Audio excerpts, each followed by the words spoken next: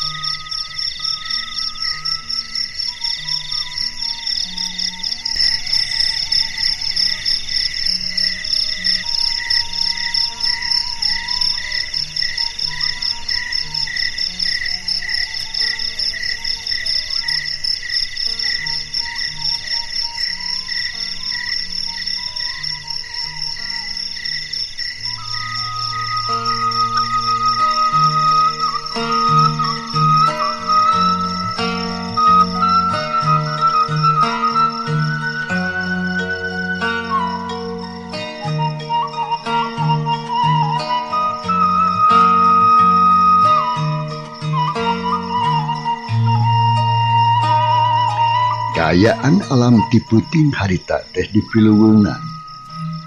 Hawar-hawar kadenge sorat cayuh wahangan anu ngaguruh estuning mata keung. Breh katempo atuh harita loba jalma ngagunuk di sisi dina bibir wahangan horeng si mana horeng. Bapak Ici sabatur-batur harita teh leungiteun undangan di lebah dinya.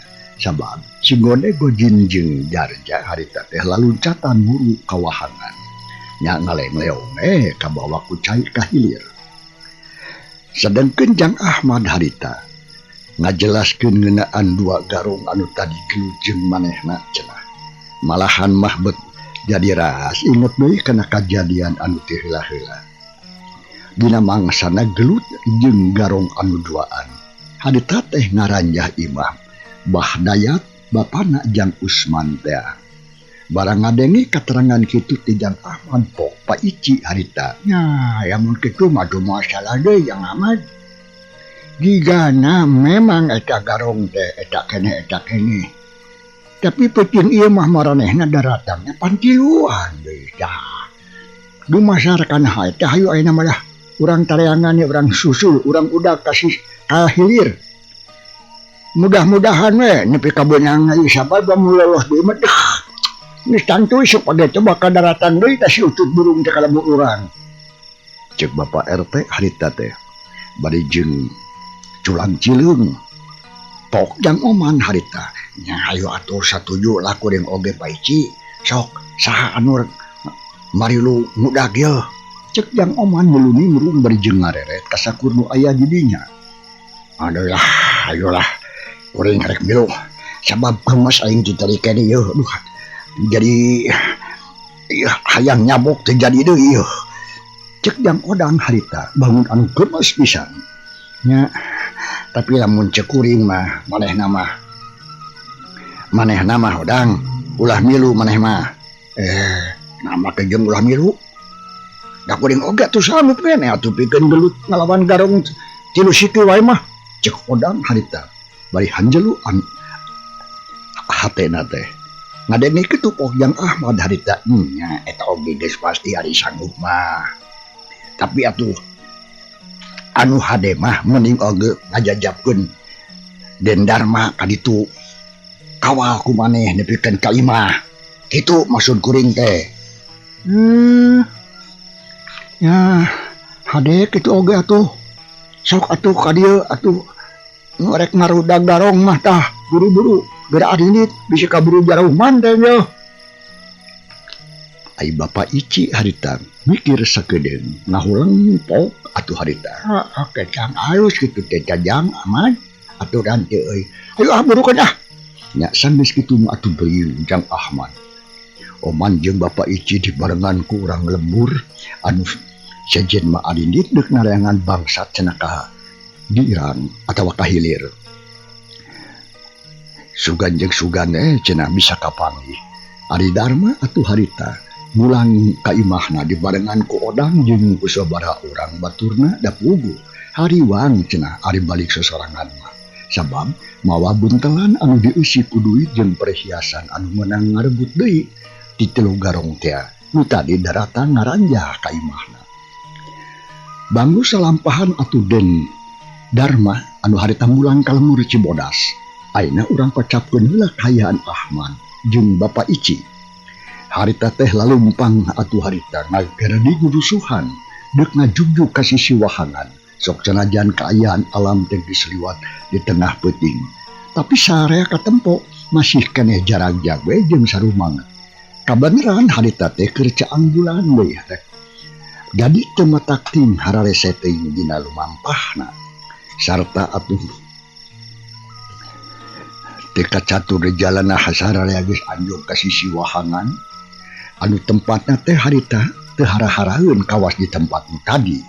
Malah aya tangkalwa sagara rupa harita teh ngajebir luhur jeung gede. Nya sanggeus kitu mah prapesare atuh nareangan garong mapai-mapai sisi wahangan. Sawareh aya anu kagirang, sawareh deui anu kahilir. Kana rungkun ditempoan, kana tukangeun batu ditinggalian, kana poek oge dicaanan ku obor atawa batre. Senter pating barasat pokona mah hampir sakuna sakuliah tempat kabeh diguriksa. Da pugu penasaran hayang bisa manggihan bangsatna, tapi rok aya sanajan geus dipapai kaunggah tempat oge tuluy bangsat teh waleh teu kapanggih. Nya anu akhirna ku sabab sakabeh pagawean teu mawa hasil. Nu satuluyna mah atuh nincak kana wanci subuh anu nareangan teh baralik dewe ka lembur. Da pugu sare oge geus ngarasa capek jeung tunduh. Sajabana ti kitu hawa geus karasa tiris menikeun kanyecep kana sumsum balung.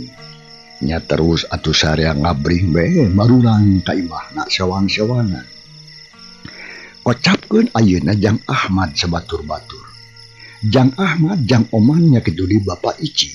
Harita teh teu terus balik tapi hilak nyempang heula atuh ka imah Juragan Subrata. Pikeun merek laporan nya terila oga atuh geus nepi. Kasampak di dinya teh atuh loba jelema. Barang nempo Jang Ahmad Bapak Ici jeung Oman daratan kadinya sararea ngarasa bunga. Nu saterusna mah harita milu ngariung jeung anu area di dinya. Ayah Jang Ahmad Pak Ici kitu deui atuh Jang Oman syukur geuning geus datang. Kumaha nyangan garong teh euy? Nya aya raratan ajawa alah naon Pak Ici? Puguh oge teu hasil Pak Ete. Hah? Teu hasil. Garong teh teu kapanggih. Padahal hampir benang harita teh. Nah atuh. Barang nepi ka bibir wahangan anak gajeleng kiluanan ala luncatan surutut burung teh.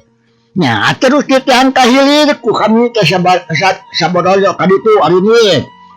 Mun teh sikna unga tempat geus dipapai tapi keuh jigana mah tuluy berenang maranehna teh paling ka hilir ka bawah ku cai. Kitu nya. Kagat teuing atuh hanya ka atunya Pak Ici garong teh lolos sarta teu kanyahoan saha-sahana Kumatak handeuh jeung matak hariwang oge salempang yo. Nya kitu lah nyata. Puguh kitu kuring oge teh. Pate.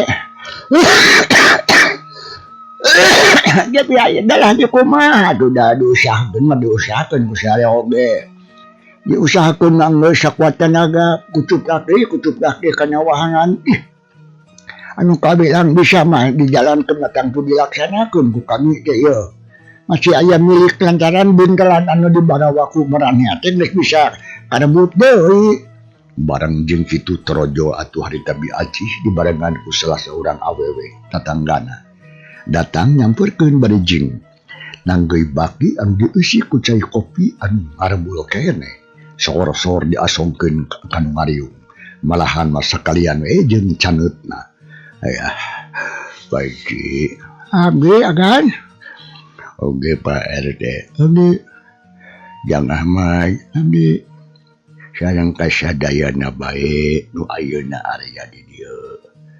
Sok kadinya mangga ngaleureut heula bisi padaharan tiis. Sok eueuh heula taci kopikeun. Ngarobrol mah gampang da masih kene panjang mangsa. Sajabati kitu tangtu anu geus ngarudag garong mah capek jeung hanaan. Matak sok kadinya sadayana reureuh heula anyan. Dah engke upami bisa urang ngablongengkeun anu cikeneh kajadian. Datang tu sadayana oge halayang nyaho kana lakonya. Saur Juragan Subrata nawarkeun susuguh kanu areja di dinya. Lantaran geus ngarti lamun anu areja di dinya teh tangtu sareo oge halayang minum. Ngadenge kitu pok Bapak Ici harita. Mang aku nuhun agan. Dalar dosim kuring desun. Sareng anu sanesna oge tangetos ngaraosana tah kumargi kitu mangga atuh dak barudak poe. Ngopi ditampi atuh agan. Sok baiki. Pak Ici ngawalon kana omongan Juragan Subrata. Barjeng ragamang leungeunna atuh kana gelas cai kopi nu aya di hareupeun. Malah terus ditarurutan atuh kudu sejena gugap.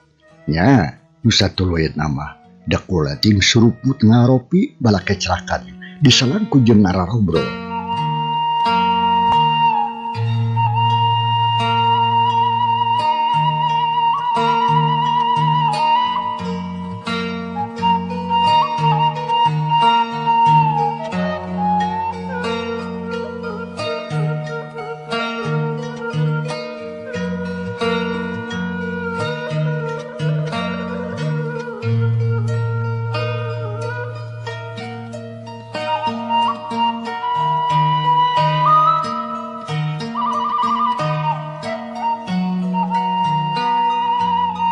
Sanggeus aya kana sawatara waktu mah teh kung salila kaayaan teh geus kawilang saselesai.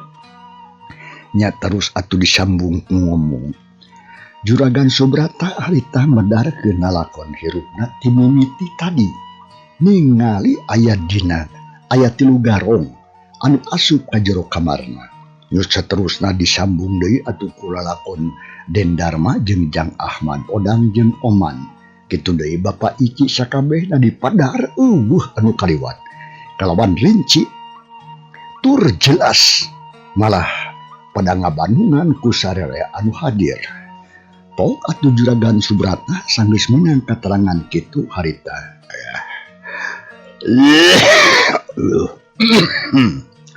Jang Ahmad abdi, Jang Odang abdi, Jang Oman abdi kan.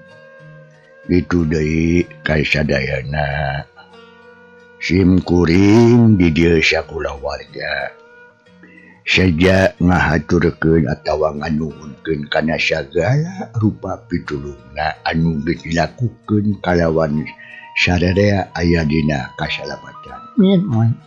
Amin. Sabab lamun kajadian tadi nutumibah ka kuring eueuh anu haat nulungan. Geus tangtu. Kuring sakula warga teh bakal karugian. Naon sababna kuring ngomong karugian? lantaran harta banda anu dibawa ku garong teh lain jumlah anu saeutik ya hampura simkuling lain pamer kaboga ieu nya ngan ieu mah supados uninga sadayana lain eta kaayaan barang nu dicokot diringkeun ku garong teh lain saeutik jumlahna utamina mah atuh kanggo Kajang Ahmad, Jang Oman, jeung Odang nu tadi geus daek bebelan nepi ka ngalaman gelut jeung 3 garong teh nya. Muga-muga sagala rupa anu geus dilakukeun teh sing ngadatangkeun kahadean jeung pahala pikeun sadaya. Amin amin amin amin. Amin. Harita Juragan Subrata sanggeus sarea harita rengse medarkeun ngalakon sewang-sewangan malahan mah teu pohongan nuhunkeun khususna mah Kajang Ahmad, Oman jeung Odang anu tadi atuh geus bebela ucara gelut bebeakan ngalawan 3 garong kutiluan Ahmad nyebut amin nya kitu Oman jeung anu ngaran Ahmad jeung Oman kitu di sarea ge araya mah ngajawab amin meh rampak ambir bareng saurman sakapeung ngarasa bunga jeung lugina sok sanajan heueuh garong teh katewak oge lantaran harta banda Juragan Subrata bisa tapi milik deui nya atuh geus kitu mah perung we ngararobroh ngaler ngidul sagala didongengkeun sagala diomongkeun pang namah nyaritakeun anu jikaneh kajadian sanggeus aya teu kungsi lila anu ngarobroh teh atuh ngarungtutan barali lantaran memang harita teh mangsa alam teh geus nyanda ka mangsa subuh kawasna mah moal lila deui oge tangtu bakal aya anu adan di masjid sabab hayam jago oge atuh geus mimiti kadenge reangkong korongo kasubri para wargi can urang tinggalkeun heula kaayaan di lembur Cibodas khususna atuh ka Juragan Subrata di bumina itu deui anu sejen-sejenna urang teu heula sakedeung tunda sakedap insyaallah kaharep kasampeur deui ayeuna tangtos para kaundang hoyong uninga keur di mana atuh si Godeg jeung baturna anu harita munclungkeun maneh ka wahangan mak urang Bandungan.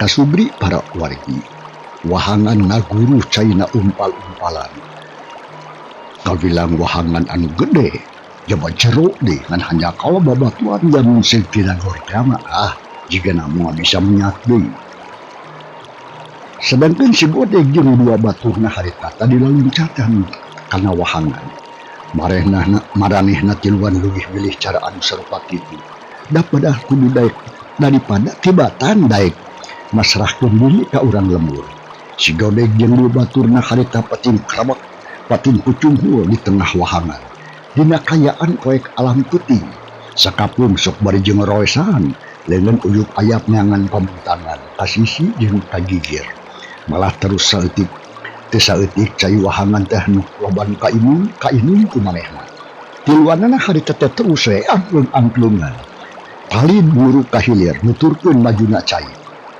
tapi masih keneh kawilang untung sakitu mah naon sababna untung lantaran tiluanana oge geuning kawilang bisa almudain dapur buat tu tileuletik cicing di pilemburan jadi sok menang ngaroban di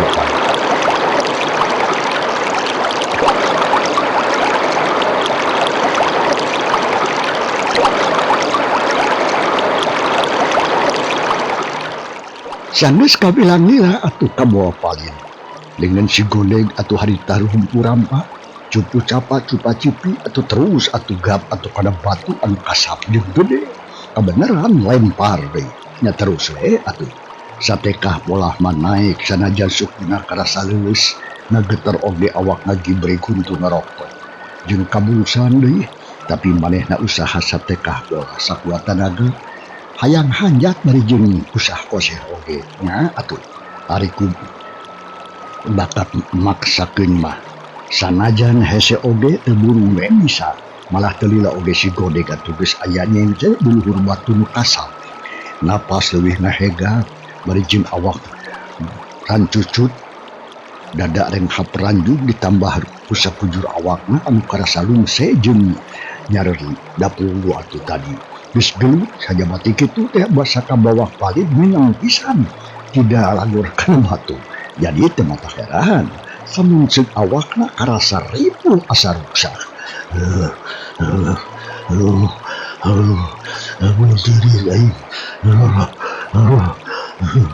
cek si Godeg harita ngahod-hod maneh teh beri nyengcle dina batu anu kasap cai wahangan marengan meunang ngagurueun mata keueung. Si Godeg ngomong kitu teh sosorangan bari jeung ngagibrikeun cai nu aya dina buukna malahan terus atuh ngalaan paregosna anu nutupan kana beungeutna. Kamana si Gojin jeung si Darja? Teu kada lagi bol-bol modal tah kabawa ku cai tah kahilir. Lu kumaha ari aing geus kieu? Matak bubung. Cek si Godeg harita bari jeung awakna ngadeg-deg tina sumur kaluar. Meninggal getar pisan dibaruk ku cai anu ngagulidag mata keueung. Ngaguruh cai wahangan anu palid mulu kahilir. Si Godeg gegerenengan sorangan malah kituna teh bari jeung wakieu cuma jimes kawasna bae keur neangan baturna meureun. Beranjang gitu katingali aya anu keur pating aran kleuk dina beungeut cai malahan makatempo kawas leungeun jelema anu harita katingali roroesan bangunna teh kitu sabab kacaanan ku cahaya bentang di langit. Yoh. Yin. Ya. Sia da lain. Cuk si Godeg harita bari jeung ulang-ulangkeun leungeunna harita teh. Lain. Harita kadeng ge aya anu ngawalon tapi soranna teh rada lep-lepan. Tapi cukup jelas kadeng ge ku baturna nya puguh we si Godeg teh ngarasa bunga. Yin. Ieu aing na buluhur batu goblok deuleu aing ieu. Yang bulus yang gancang hanyat ka dieu sia goblok. Cuk si Godeg atuh harita. Ngomong kitu ka si Gojin anu katempo harita bukideukeut bae. Kituna teh bari jeung nyodorkeun leungeunna kana cai. Teh kungsi lila atuh si Gojin lar atuh ngaliwat ka pelebah batu. Nya sanggeus kitu mah gancangna leungeun ditewah ku si Gojin. Malah dibelos sangkan hanjat kalacat si Gojin naik ka darat. Nya kitu di Darja ngaliwat karawat bajuna katewah ku si Godeg. Serta terus ditarik sina hanjat ka luhur. Ya anu akhirna mah duanana oge geus araya we nyengsa luhureun batu anu kasap. Nya terus ngat pating jaloprak batat ku capek meureun capek ku napas teh. Aduh.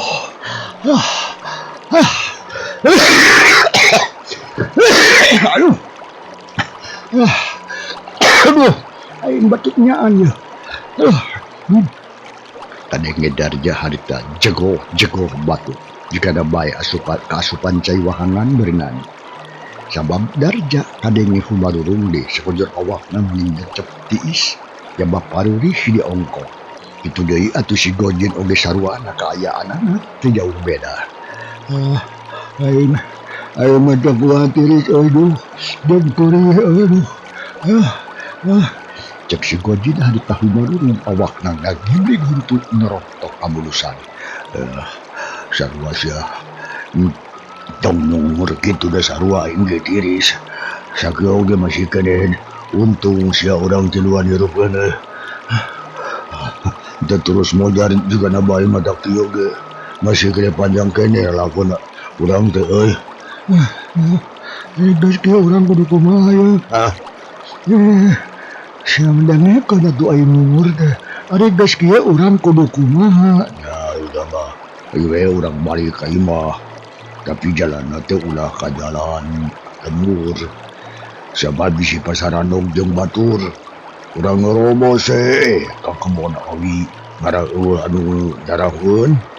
Ya, tapi dah kira-kira geus aman ieu teh kitu atawa Siap aman. Engke geus aman atuh bodong. Si Gojin nanya ka si Godeg anu keur diuk weh ngajejentuh. Malah terus ngorejat manehna teh atuh udang bari jeung ngalaanan baju anu barase. Terus dipeureut nepikeun ka sepa. Sangkan ratu us berenang. Ragamang kana talegos terus atuh dibuka. Ari darja harita temilu ngomong lantaran manehna keur ngarasakeun sakujuning awakna karasa leuleus sungse jeung nyeri lain beja. Ngajoprak we harita teh bari jeung noroktok. Sajabana ti kitu darja kacida bisa ngerasa hadeung ari sabab pun telang duit jeung perhiasan nu tadi teh bisa kapimilih cenah musuh. Ya, kawasna mah aman euy ayeuna mah yeuh. Sabab sora anu ngararudag teh geus eueuh.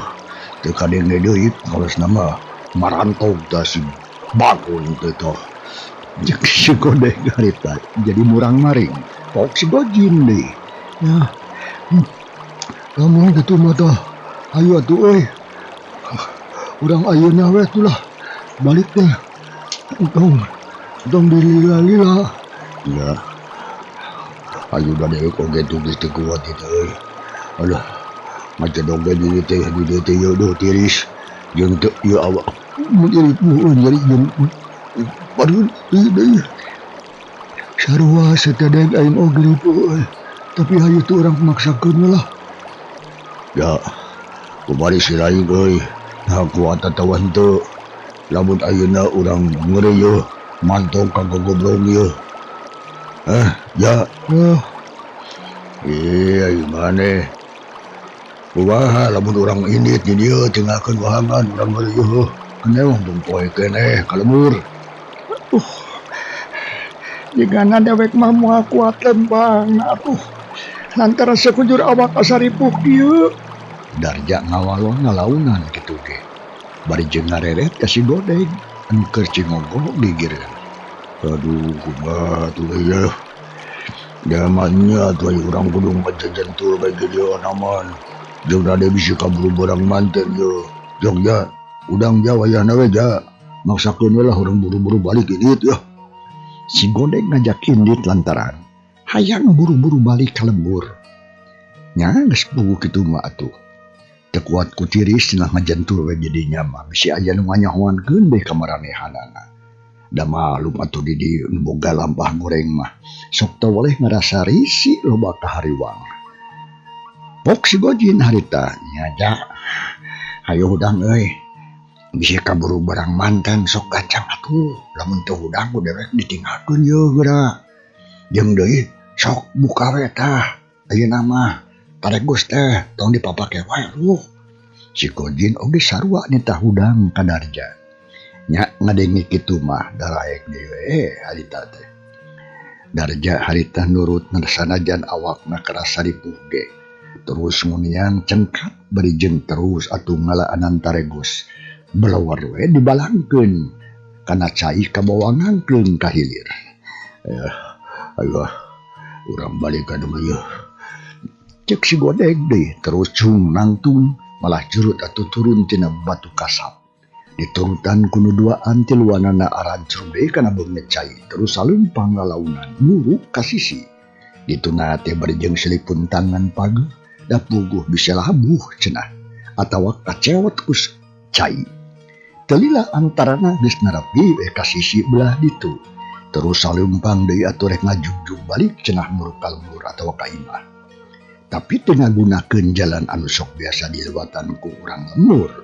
Maranehna mah ngahaja we jalanna teh norobos ka kebon awi anu paralawek jeung baruni. Da puguh marah eueuh anu ningali cenah. Kasugri para wargi. Gancangna ieu carita Si Gode gojin jeung Darja harita tiluanan geus anjog gue kaburuan imah si Gode. Kaayaan didinya katempo meuni paroe keneh da puguh atuh teu nyaka lampu ari sabab Mairoh anu jadi indungna si Darja. Mairoh anu jadi indungna si Godeg harita teh keur eueuh di imah lantaran keur ngenong teh di imah anu jadi anakna nu awewe. Nya terus we si Godeg oge atuh leungeunna uyup-ayap anu luhureun panto nyokot kunci nu dihaja ditungga di dinya. Nya teu lila oge geus kapanggih kolotrak raket bray muka panto. Nu satuluyna can ieu carita urang tunda heula. Kumaha lajenganana insyaallah mangedi baris nuruskeun ieu carita dina bagian anu ka 68 nya. Atur nuhun loh kumaha perhatosanana bijing kantun kasadayana. Wassalamualaikum warahmatullahi wabarakatuh.